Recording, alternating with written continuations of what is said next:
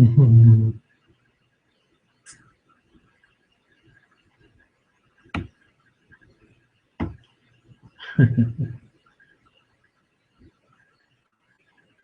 there you are. Hey, Hey, hey. it worked. Cool. All right, I have to get used to this setup. All right. So, what's up, man? Not much. We made it work. Yeah. I Okay. think this is live right now. This is live, but Yeah. it's public too, right? It's probably what? It's public, like it's Yeah. all streaming right now. Yeah. So I'm uncertain how to adjust the settings. I was just trying to figure out how to record it.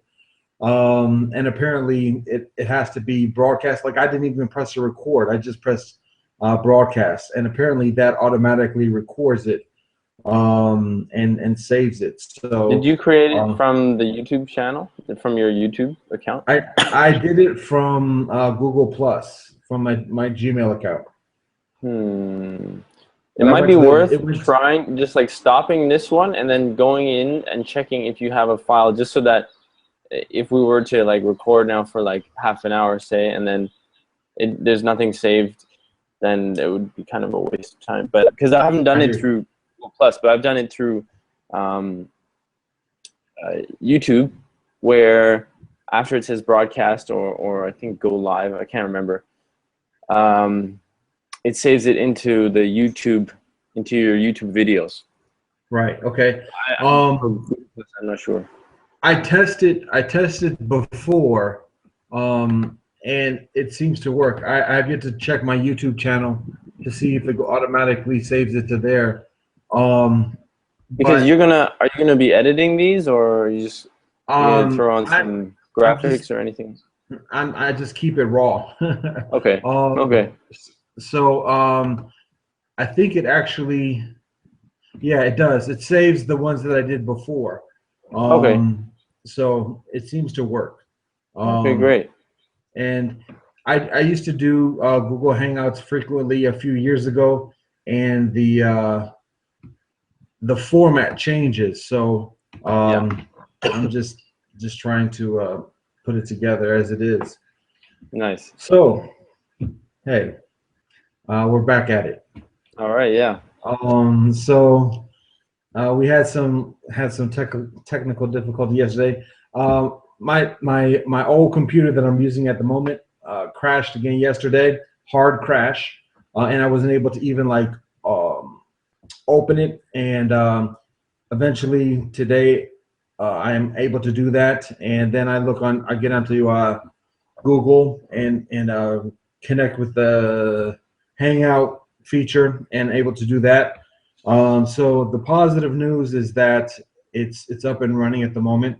The challenging news is that apparently at this point my internet connection crashes occasionally. So if that happens, I plan to just connect. It's a soft crash where it just disconnects and I have to reconnect.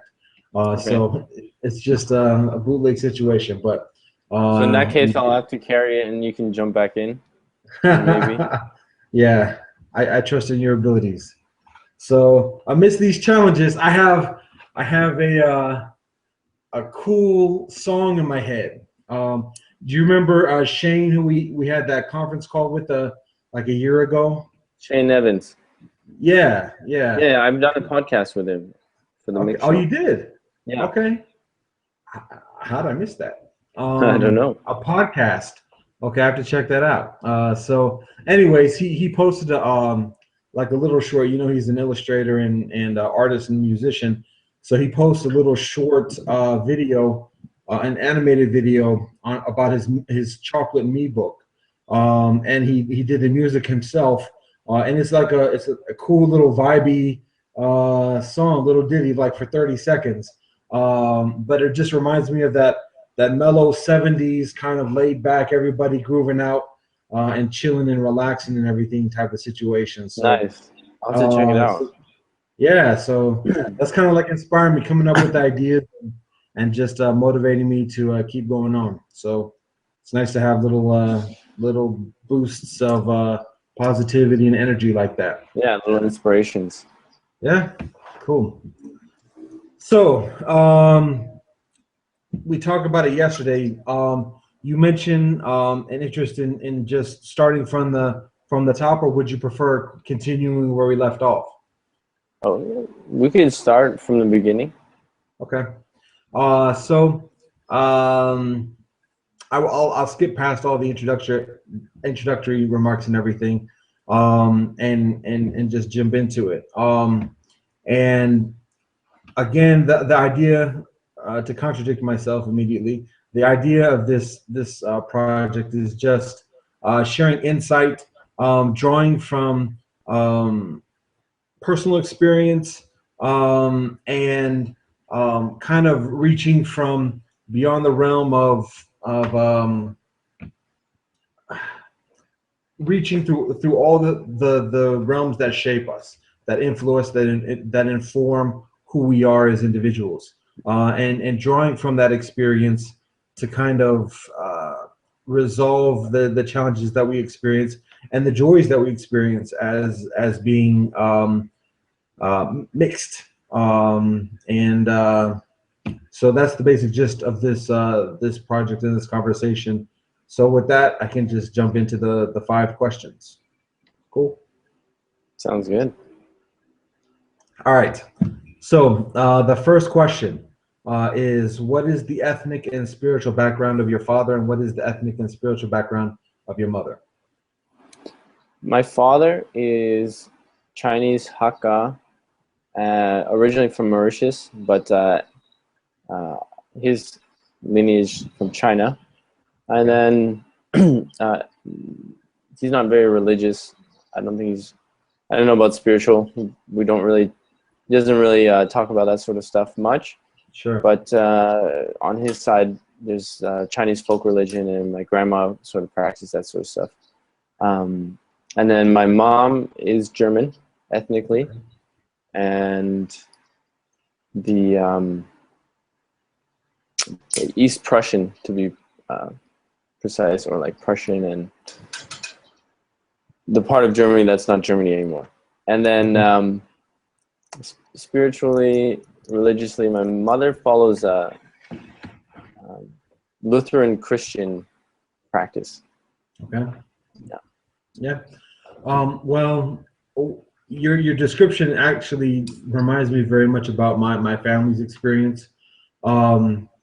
My father, my far, during his lifetime is basically a-religious. I guess he would consider himself Christian, but the only time I actually see him in a church is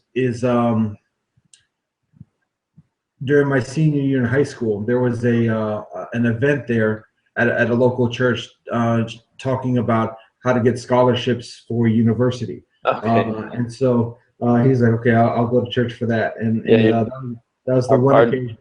Our dad's religion was education, I imagine. Yeah, exactly. So and then my mother, she's Methodist, and she kind of rebels against her upbringing. Her parents are missionaries, and she grew up in India. Okay. So she kind of rebels against that, the kind of conservative culture and everything. And so I think that's like the meeting point between my parents is kind of like that intellectual connection. Yeah, and just that the multicultural vibe. I mean, this is again in the 70s, so it's just that kind of vibing out type of situation. Maybe that's why I like the 70s music so much. Me too. I love it. Yeah. So so I find that a lot of like Kalina was mentioning when I talked with her a few weeks ago that her parents were meet in at university as well. And so that seems to be a fairly common denominator. My parents met in the disco. Okay, Yeah. that's cool. Was that in Toronto? No, in Bonn, I believe, in Bonn, Germany, Okay. which was then the capital. It was West Germany, East Germany at the time, Sure. and Yeah. my father was studying in Bonn. Yeah. And then my mom was dragged out by her younger sister. Like, you got to get out. you know, and then met my dad there Wow. on the dance So floor. it I imagine. happens. It happens. People connect Yeah, make they made it work. lifelong. My parents are still together. They're still, Awesome. Awesome. yeah, yeah. That's So. beautiful. Wow. Cool. I'm trying to think. I'm uncertain if I know anybody else who actually meets their husband or wife at the club. But Yeah, that time that's it wasn't the cool. club yet. It was the disco. Right. Disco. Right. But yeah, it might as well be at the club. Why not? That's cool though. That's cool. Yeah. Um, so how do your parents move from Deutschland to Toronto? So that was all my dad's idea. Okay. He's from the tiny island of Mauritius, which Sure. is, for those who don't know, in the Indian Ocean, east of Madagascar, which is east of the southern part of Africa. Mm-hmm. And at the time when he was growing up, it was it's poor. The country,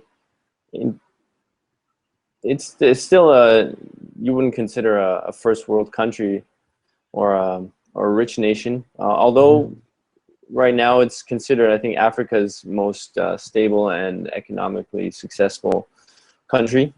Wow. But by no means anything like Western Europe or Sure. North America. Yeah.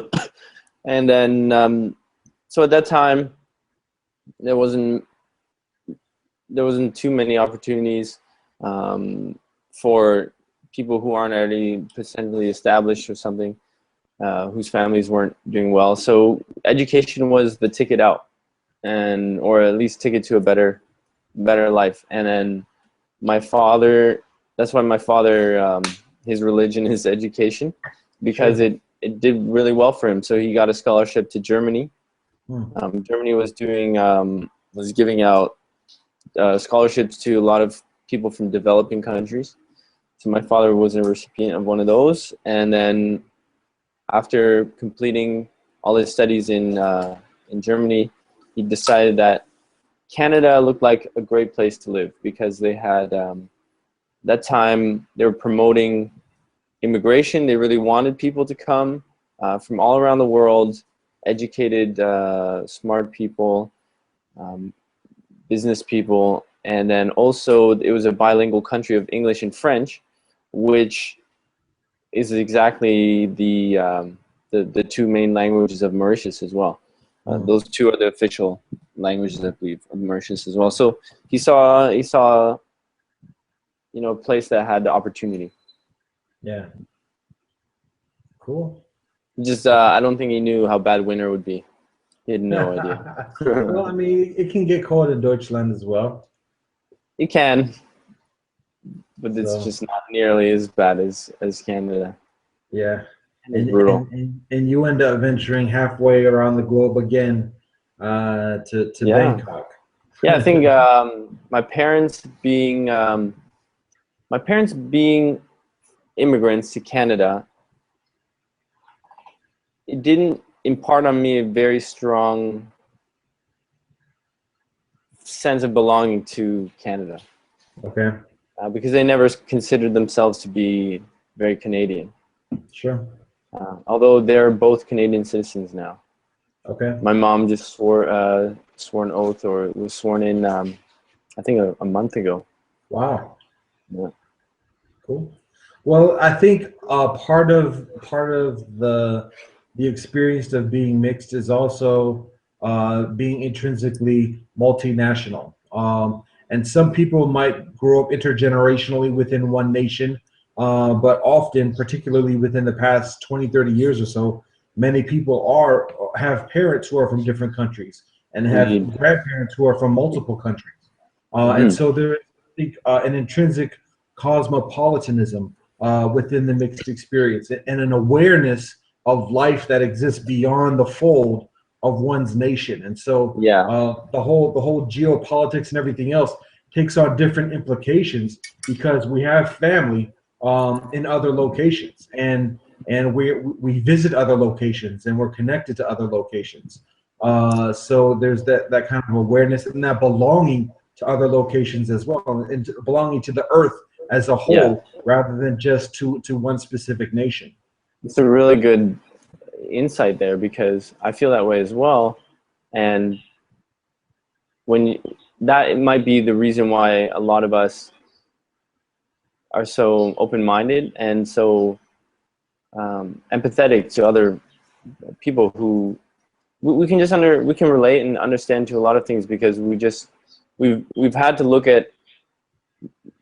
this experience of having different experiences that to us all seem normal, but then when we grow up, we realize that the majority of people haven't had these experiences, and they're the ones being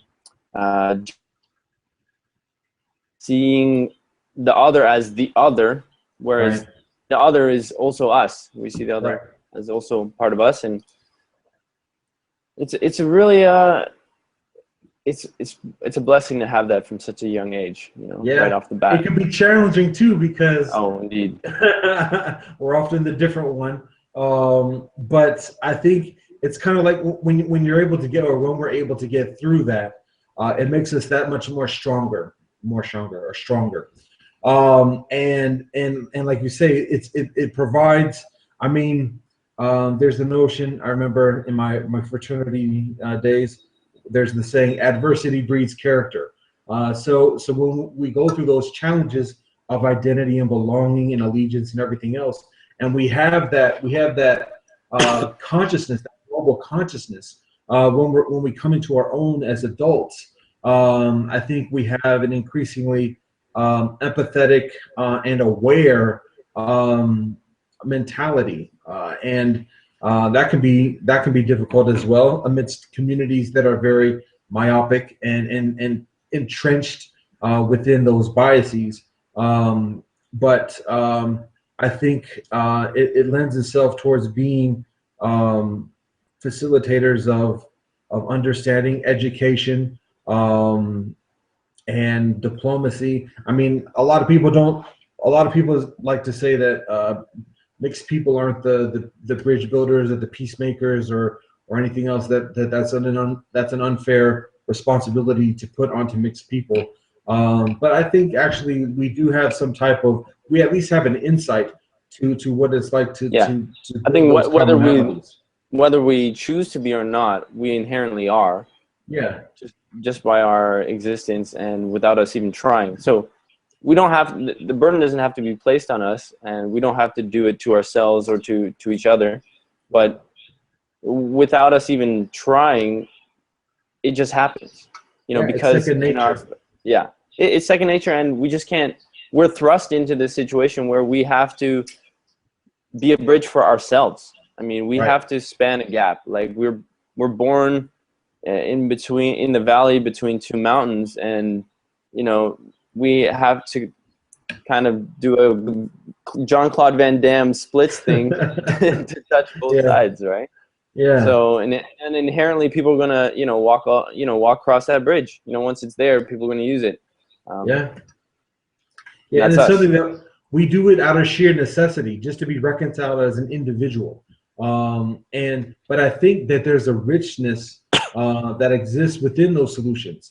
Obviously, some of it is just very individualistically specific, but there is community-wide insight that I think that we can share in terms of how to facilitate reconciliation and just lessons learned, and how to act with people from different communities, and how to build relationships and trust. All of that is extremely valuable for organizations that want to do business or interact or something else between communities. So I think there's a wealth there.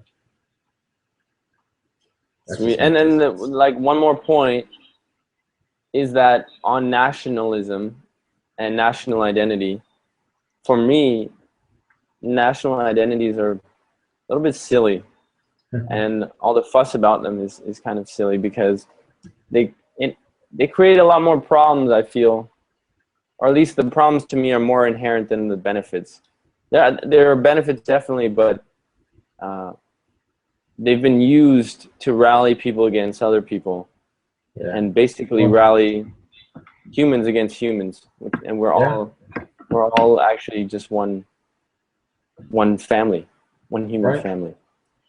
Well, you can get me on a whole diatribe about national politics and everything else, but to keep it brief, I concur with Concise. I concur with what you're saying, and kind of as a um, an alternative, I do believe in the principle of village, and like being cooperative with one's neighbors and having a sense of community in that sense, and along with that, coinciding with that, given our experience as humanity today, I believe in connecting with other villages throughout the earth, and having some cooperation in that respect. But I think like nations are just behemoth plutocracies, that are basically propped up by militaries, that are self-serving, Yeah. and well, like I said, I can go on and on about that, but I'm sure we could dedicate a whole yeah, podcast to that. yeah. So, but yeah. So, all right, cool. So moving on, onto the second question. So, you mentioned the importance of education for your parents, and in our previous conversation yesterday, you mentioned um, characteristics like honesty. Um, so, with that in mind, the second question is, what do your parents teach you as a child? What are some of the lessons, the principles, maybe the stories or teachings, or what stands out in your memory that what guidance your parents give you? The most prominent thing that sticks out to me is the language. Okay. They made sure that I learned German as a Nice. child. In fact, it was my first language, even though I grew up in Canada. Okay.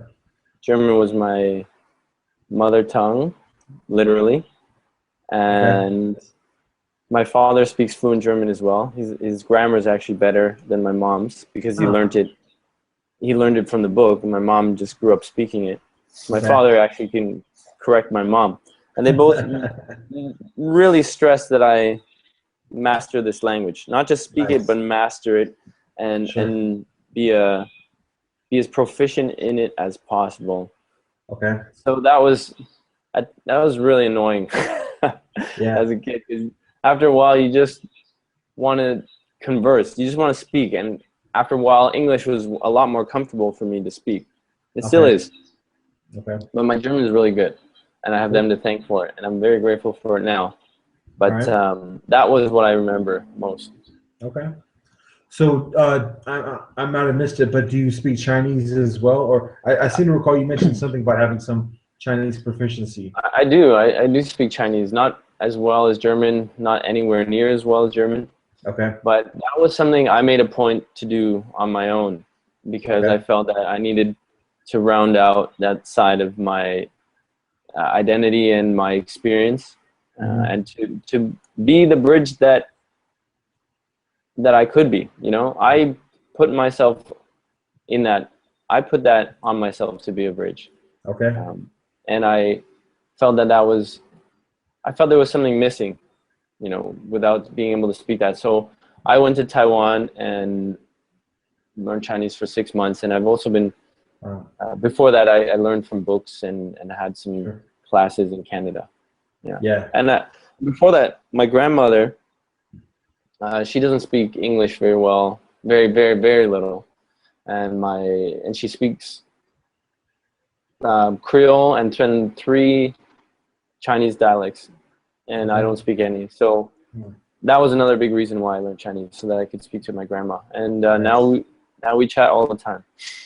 Yeah, nice. Well, one thing I learned, my language proficiency is very modest. I know a little about a number of languages. I learned French growing up, but that's just because that's what the school teaches me. And I very much appreciate being able to visit France and put it into use somewhat. But in terms of like my family heritage, my grandfather on my mother's side speaks Danish. He grows up in Danish in Denmark. So his English is his second language. Other than that, everybody's pretty much English speakers. And I've learned through my years that language is more than just language. Oh, Language is connection to culture, connection to tradition, connection to rituals, connection to ancestors, and it facilitates a strong sense of community and belonging. And it's kind of like a signifier of authenticity. And I know a lot of Latino friends describe how a signifier or like a litmus test for many Latinos is whether the person speaks Espanol or otherwise. And if the person speaks Espanol, then okay, we can work with that person. That person's part of the fold, and if not, it's like we question that person's authenticity or whatever else. And so I know that for mixed people, language becomes a big factor, uh, regarding how those relationships are maintained with different family members.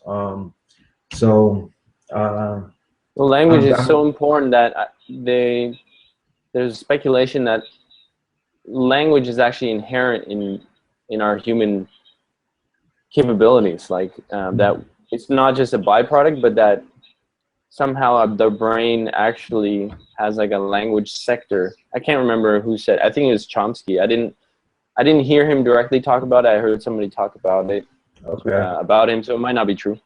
I might just be coming up with stuff from somebody else's imagination, but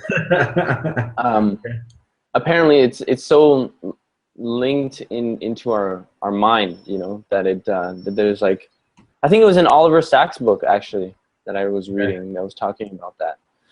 So the capacity for language is so innate in us, that's why, like, as a child, you just sort of, you don't need to learn it in a structured manner the way you have to learn mathematics and things like that, but you just grasp for it and create it. And yeah, I don't want to take us down this language rabbit hole, but language is meaning. You know, language is our symbolism for meaning. Sure. And it's how we that's why communicate our experience. Yeah. Our ideas, our beliefs, everything is contextualized through language. Yeah, how these spirits communicate in the material world to each other through the non-visual realm of audio signals. I remember learning in Francais in elementary school, like getting to a level of proficiency where I would think in Francais, and I would think to myself, and I would talk, and I would say, wait, how do I say this in English? But I just like that experience of connecting with another language, another culture, but it's like another like cipher, like another telepathic communion with individuals who are sharing that same method of communication. And in my dreams are without language. It's without words. It's like just ideas and thoughts. And so when it does become like people are talking or words are being spoken, I become conscientious of that, and I start to wake up, because I'm like, okay, I'm dreaming, because I become aware of the dream, because that's pretty cool. Communication is reduced to the language level instead of like the thought level. Language is like the better we are in being able to communicate ourselves, I think the closer we are to that essence of existence itself, to be able to express that and communicate that and be aware of it. So your ability to do that in English and Deutsch and Chinese and additionally is cool, and I appreciate that. Oh, well, I appreciate it as well. Very grateful. I need to step away for 2 seconds just to plug in my my laptop. Okay. I'll be back. All right.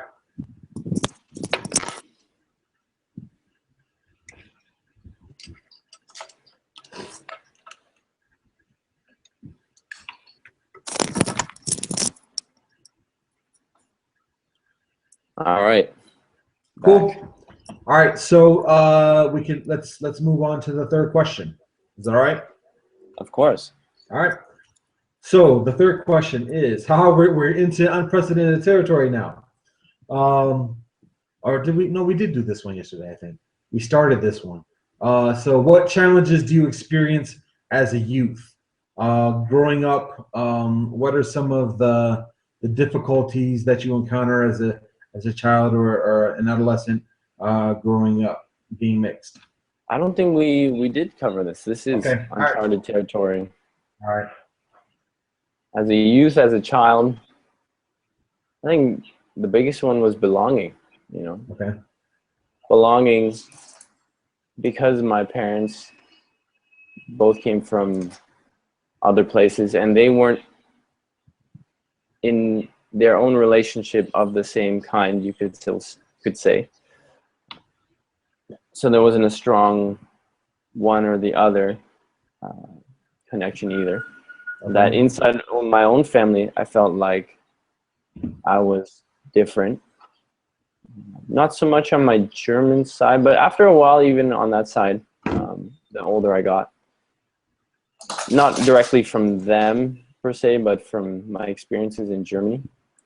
Okay. And then certainly back in Canada, where growing up, I was predominantly around, after a while, I was predominantly around white European Canadians.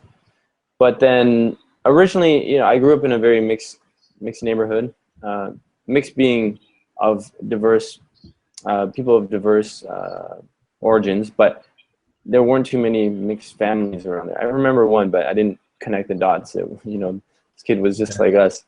But and at that time, I didn't feel that sense of not belonging. It wasn't until I think much later, like around high school. Yeah. Okay. So it was then when that sort of challenge came in to feel like one belonged to something. And then, you know, belonging was more of belonging to a discipline, art. You know, I was very much into art, so I felt a lot of belonging there with my friends who were also into art and drawing, painting, photography, all the visual disciplines. Mm-hmm. But other than that, I didn't have too many, I think, not too many difficulties. Definitely nothing, no economic or physical dangers. Uh-huh. Okay.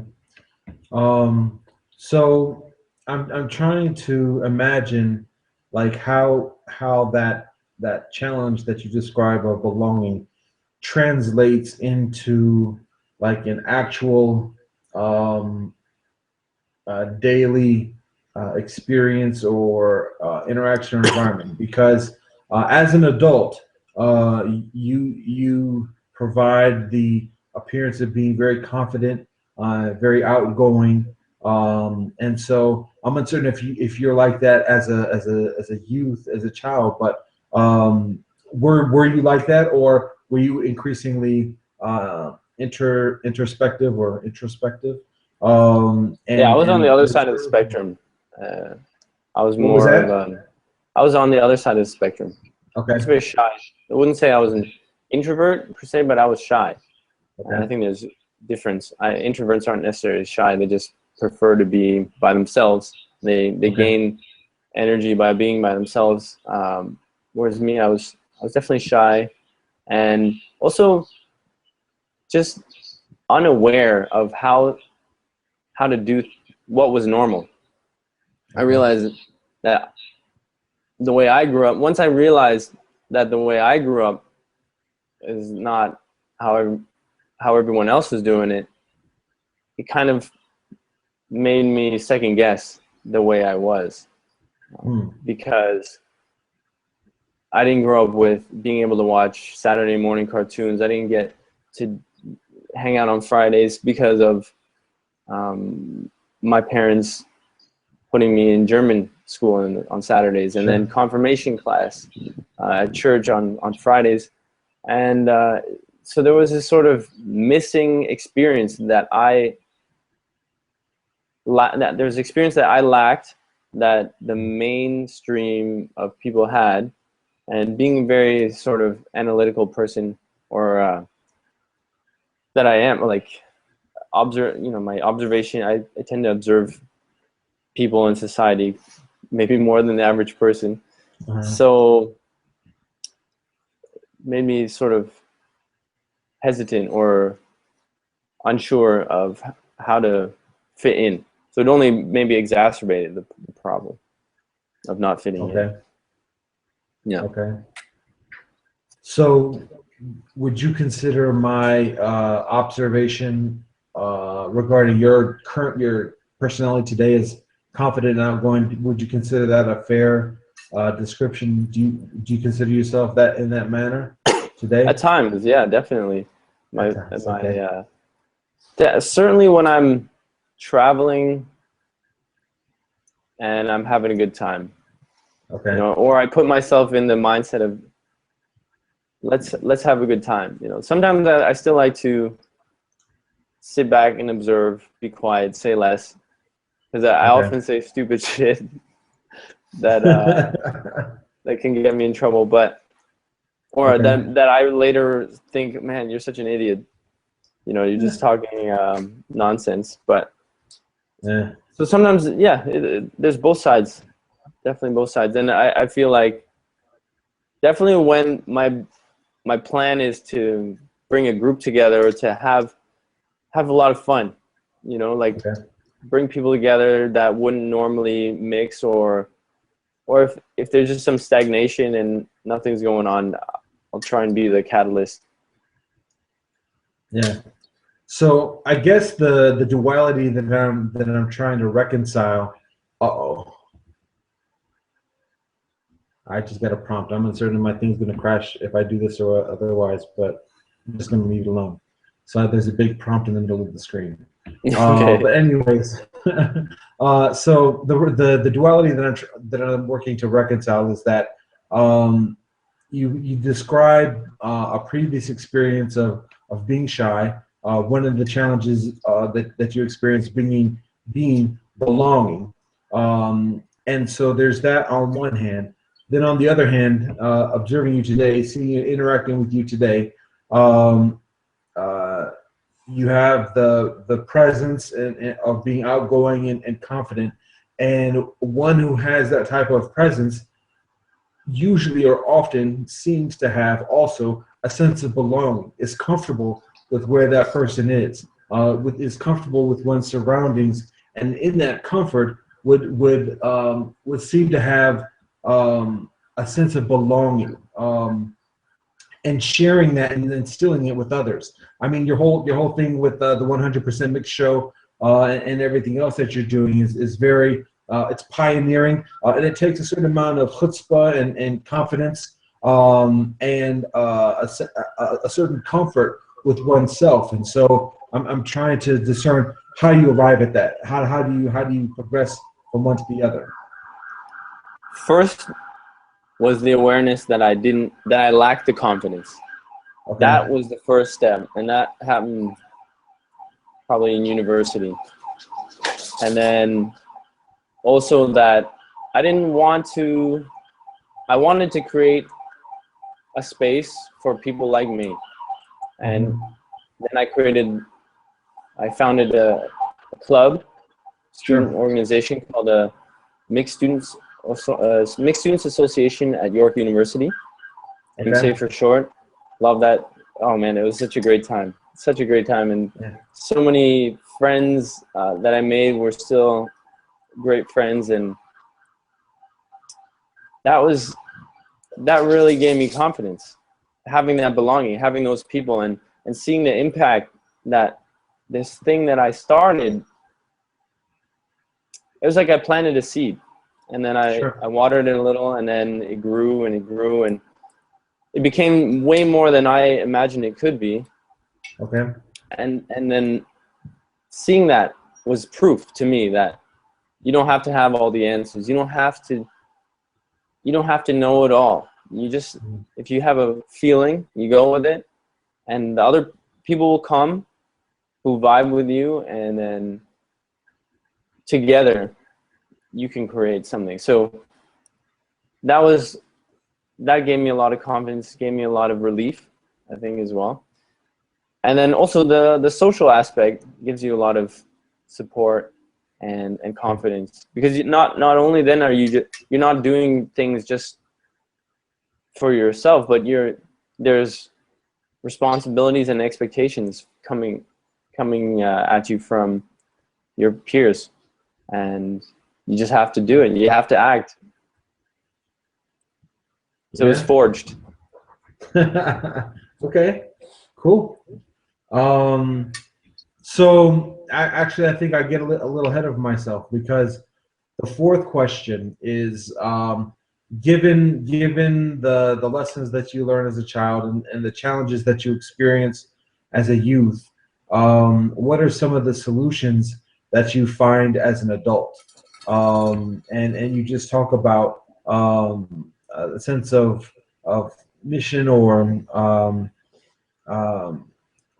experiencing that forging of confidence and community and social interaction. So is there anything you want to expound upon regarding the solutions that you find as an adult that help you reconcile some of those previous challenges?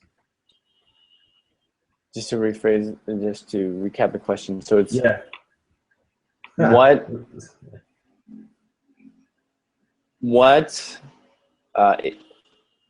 what now helps me reconcile the past? What solutions, what answers do you find as you progress in life to the challenges that you experience? Okay. What are some of the solutions? So with regards to belonging. Well, belonging or anything else? Well, I mean, that was specifically, I'd say, my biggest challenge. Okay. Was creating and deciding for myself where I belonged. Okay. And not having to rely on other people's definition of me, definition of where I should belong.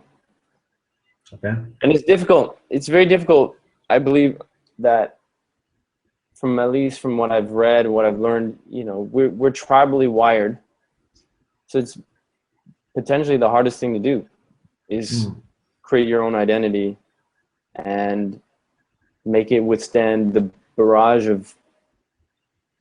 of questioning that comes from from other people. But I had to do that. And once I did that, or at least I put it out there, I formulated it in my mind, and then I put it out there, and I found people that felt that way as well. And then we formed our little tribe, you could say, mixed people tribe. And although I feel that we're all the same, all humans we're just one human family, and beyond that biological life, we even rocks and the dirt and everything else, we're all the same building blocks. But unfortunately, in the human world, there's so much ideology that, growing up, it's very difficult to feel comfortable if you're not allowed to feel that you fit in. So now, knowing this, I surround myself, and I make sure to regularly be in touch with people that I get along with really, really well. I think that's so key. Why spend most of your time with people that you don't enjoy? So sure. Even though I'm out here, I make sure to connect with my friends back home as much as I can, and then also do a little bit of community work. Not necessarily community work. I don't want to make it sound so formal, but just reach out to the the people that I feel are on the same vibe, you know, and try and bring us together. And then, you know, once you solve that, I think when you have that social, we're social creatures. Once you have that social foundation, it frees up a lot of anxiety, or relieves a lot of anxiety, or solves a lot of problems that people might experience, or that I experienced as a youth. Mm. And then Wow. the other thing is not to put so much emphasis on one's ethnic and national identity. Mm. It's funny because I do the 100% mix show, and I remember criticism coming from a friend of, "Oh, you shouldn't make a mixed thing because it segregates people." Like, no, we have too much of that already. But she's not mixed. She didn't see the need for what I was creating with the mixed students group and with the mixed show. She had everything growing up. You know, she had the culture, the community, the belonging, and she felt that this was somehow segregating. But I felt it was important. But then on the other side, once you have it, you know, if you can free your mind and then put your mental abilities and your physical capabilities to something that you enjoy and that fascinates you, I think that's a beautiful thing. I think that ultimately, if you not looking at one's identity so much is a big relief as well. Mm. Yeah, you mentioned a friend giving the critique. It reminds me of my brother, who he's very hesitant in identifying himself as being mixed. He recognizes his mixed heritage, but I think he's averse to being categorized or put into any one box, and I think he views mixed as a box. Okay. And so I I I I identify with that approach of just being all inclusive of humanity. But I also, it's difficult because I mean, in a conceptual manner, we're all individuals as you described, and we all transcend all the boundaries and all the lines that are established within humanity. And so, I mean, I consider myself a mystic. So that's very much what part of being a mystic is like transcending those boundaries and just recognizing a truth that encapsulates everything. The innate interconnectivity, the innate source. Yeah. But then that being said, I also recognize how we as a humanity still revert to these affiliations in very pragmatic senses or in pragmatic manners. You mentioned the notion of nationality.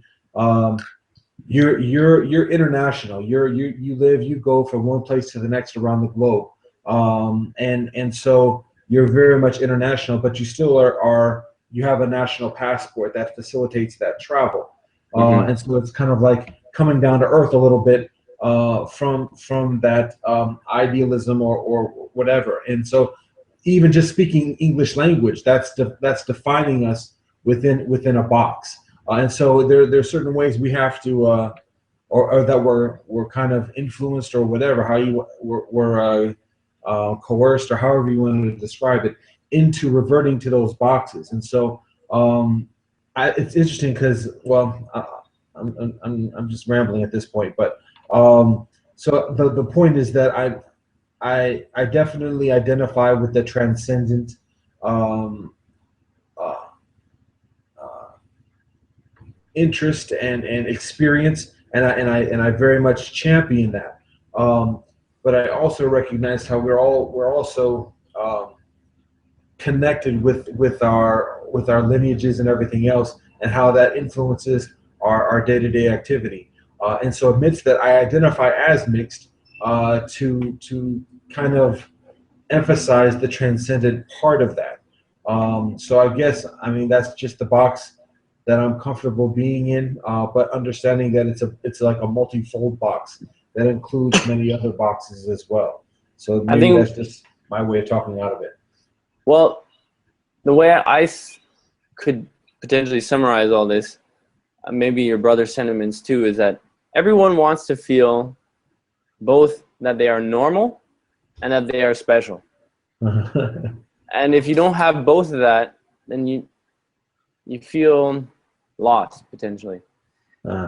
And where I feel normal is in the company of other mixed people. Okay. And I need that.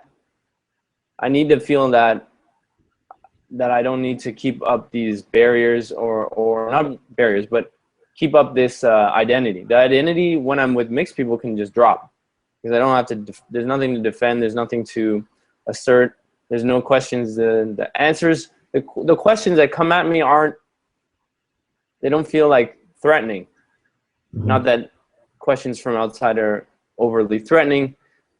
Yeah. But I think everyone can relate that, what are you from me would be completely different from what are you from Anglo-Saxon white dude, It comes from a shared experience, and so there's a safety that's experienced within that. Exactly, and I think maybe that's where your brother's coming from too. Is that he'd like to ignore the whole thing, just be normal. I just want to be normal. Yeah. So whilst I think about it, a few months ago for Loving Day, you organized a pizza party. Oh yeah. So was that in Bangkok? That was in Taiwan. It was in Taipei. In Taiwan. Okay, I thought so. Great. So can you talk a little bit about that experience? Well, the pizza was great. First of all, it's like some of the best pizza in the world. Shout out to Little New York Pizza. Okay. If anyone's in Taipei, you got to go. It's run by a mixed dude. Ah, cool. That helps sell it. Yeah. So great. Yeah. It was a small turnout. I think it was like 5 of us. Okay. But it was a lot of fun. And we had beer, pizza. It was very intimate because there were so few people. Sure. So it wasn't very much of a party atmosphere. It was more of like getting together with good friends and just having really good conversation and some laughs. And because the reason for the gathering was Loving Day, so there was already a spotlight that was shined on being mixed on our experience. Also, everyone that came, except for one of the guys who's the co-owner of Little New York, the pizza shop, everyone was mixed, as we would consider, mixed the way we would consider it. Sure. And we're all Eurasian, so everyone was of European and Asian descent. Okay. We had a lot to share, a lot of laughs, a lot of connection. And I think I've always looked at this since I was in high school, but the other three, although they're very intelligent people, they didn't spend as much time, I think, looking at this or building community or trying to reach out to other mixed people. So for them, it was very cathartic. There was definitely some moments where some of the people that attended really felt, they really elated. You could see on their face and the joy that they felt just coming together in that space. And then we also we played a little game called Big Talk. I don't know if you heard about it. Yeah. Talk with Polina a lot about that. Exactly. Well, I'm sure you knew about it actually. Yeah. So I wrote out the cards and from her questions that she sent, and then passed those around, and we had a lot of fun with that too. Cool. I actually organized a modest Loving Day event as well. Yeah, how did that go? Area. Well, actually, it could be considered a very extremely modest success. Basically, I set up shop in a nearby park, and there was like a family event going on, a community event going on already. So we were just kind of like to the side of that, and basically it was just my mother and I, myself, my mother and I. We set up a table, had up some information, and I actually posted on Ken's site, the Loving Day site, and one friend stopped by, and we had a nice conversation and everything. A few people asked what it was about, and the neighborhood that I live in is known to be comparatively multicultural. It's probably the most multicultural spot in this metro area. So there are a lot of people who are in mixed relationships or are mixed themselves, and so a number of people stop by and ask, and I gave some information. And then one young woman stops by who sees the post on the Loving Day website, and stops by to visit. And so we chop it up a little bit, and then she started her PhD at Michigan this year. Her name's Michelle. If she probably won't see this, but we'll see. Michelle. Shout out to Michelle. But yeah, she just came through, saw it on the website. She's like, hey, I had to stop by. So we actually met for tea the next day to talk about some ideas of organizing. She's in Michigan at this point, so it's kind of difficult to do anything locally here in Ohio. But it's kind of like a testament to just putting it out there. Build it, and they will come. So it's challenging to kind of build that type of conversation here in the Cuyahoga area. There's a binary of people of African descent and people of European descent, and there are a modest number of mixed people, but it's hard to get people to have that courage to kind of broach the topic and be public about it. Well, I think what the success of the mixed students group that I started was that, and I'm not responsible. I don't claim responsibility for this. It's definitely my the president who took over from me when I left university, Gina. Shout out to Gina. She's awesome. She really made it a club that was having a lot of fun, and that was the most important part of the Mixed Students Association, is that let's have a lot of fun. And there was the discussion around being mixed would just happen. You know, we didn't have to formalize it at all. And there was a lot of humor when it did happen, and everything happened very organically in terms of the discussion and the bonding. The events that they created were a soccer tournament, potlucks together with the International Students Association, yoga night, what else was there? Pub nights, and trips to the island. Toronto's on a lake, and there's a little island off of the shore, and it's sort of like there's like a mini amusement park, and people go and play frisbee, and there's a beach. So trips there and to the roller coasters, amusement park just outside the city on the north side, stuff like that. And I think that's key, because ultimately that's the sort of thing we want to do. We don't want to get bogged down in intellectual debate all the time. It's good, but we want to have some fun. And I think most people want that. There's a few academics, and there's a place for them. There's the mixed whatever, the conferences and all that stuff, and universities. But to build a real community, it's got to have the fun. I appreciate that insight. I can tend to take things too seriously and focus on purpose and being dutiful and everything else like that. But there's wisdom in recreation, and the relationships and the shared experience and the fun that is experienced with that as well. That's important too. Yeah, so I always try and remind myself that the life we're experiencing right now is pretty much a game. As it's as if we decided to create this, and we're these spirits and created these avatars. And I'm sure, and there's so many people that share this view. I'm not claiming to have come up with it, or probably came up with it independently of the others, but yeah, it's just like a game. So why not have a lot of fun with it? Very. Yeah. Well, that kind of actually transitions us to the fifth question. The fifth question. So the fifth question is, what message do you have to share with the universe? What is your message, given the lessons that you learn, the challenges, the solutions you find in life? What is the message that you have to share with the universe? Well, I always wanted to know if there were aliens out there since I was really young.